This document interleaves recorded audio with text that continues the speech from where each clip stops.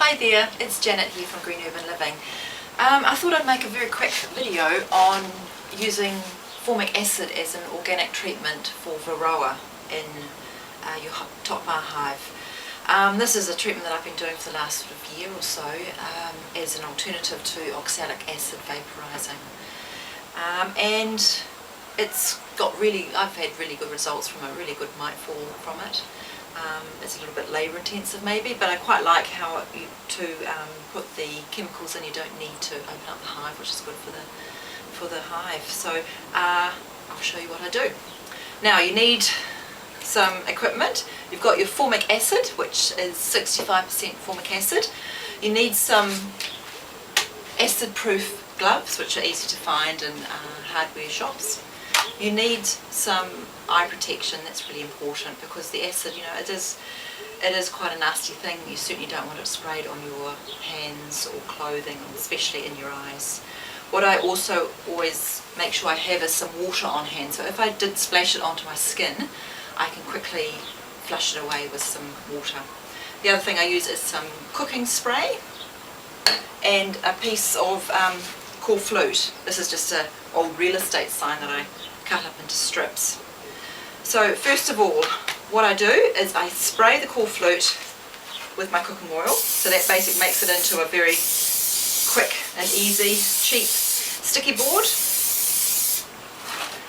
And then I've been using the sanitary napkins because I find that they're really cheap, obviously easy to find in the supermarket, and they hold a good 40 mils of the formic acid, which is what I use. And they come with a very handy adhesive strip. So just peel that off, stick that on your sticky board, like so.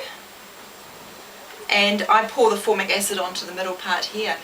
And I use 40 mils of 65% formic acid in the hive. And I will do generally about 4 treatments. So I'll treat, come back in about 3 or 4 days time, check the mite fall and do another treatment. And then if I still see mites falling, I'll do another up to about 4 treatments. And I'll either do that in early spring or in my autumn treatments. So once I've got this all sorted, I put on my gloves, acid-proof plastic gloves. When you're working outside, you don't need to, I don't use a mask or anything with the vapours. As long as you've got, you're working outside with it, then the vapours don't sort of hit you as much as oxalic acid does. Pop on your eye protection, and then I just use this really handy little dual chamber bottle. It's got little calibrations on the side here, so I can see when I get to 40 mils. You loosen the top of this, and then I normally just hold it away from me so I know it's not going to splash onto me, and I just gently squeeze the main bottle until I measure up 40 mils in the top chamber here. And then it's just a matter of very carefully, I'll just hold this up so you can see, pouring the acid onto the pad.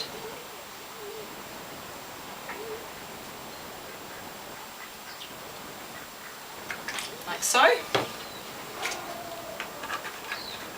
And then I just slip it into the bottom board. That, and then that is closed. I keep the entrance open. If you're doing this in a Langstroth, obviously you don't want to have any entrance reducers or anything like that. And then I'll leave it alone. The bees don't seem to mind too much. They don't get as revved up as they do when I'm vaporizing with oxalic acid. But you will find that they will sort of, a lot of them will come out of the hive and just be around the entrance. It's really important to only treat at a certain daily sort of temperature. So you're looking at daily temperatures between 10 and 30 degrees. If it's a hotter day than 30 degrees, what happens is the vapours come out of the pad quickly, and so that the vapours in the hive get too high all of a sudden. That's when you can get drone brood deaths and even queen deaths. So I always look at the weather patterns before I start treating my hives to make sure that the daily temperatures are sort of in the low to mid 20s, not any higher than that. If you find that for some reason there's a real high comes over and the temperature does go over 30, just take the treatments out of the hive until the temperatures during the day drop. So I hope that sort of explained to you how I do it. Very simple, it's quite non-invasive, and as an organic option for treating for varroa, I think it's a really good way of treating. It's fairly easy to use. You just have to be very respectful and careful of the acid. Thanks for watching.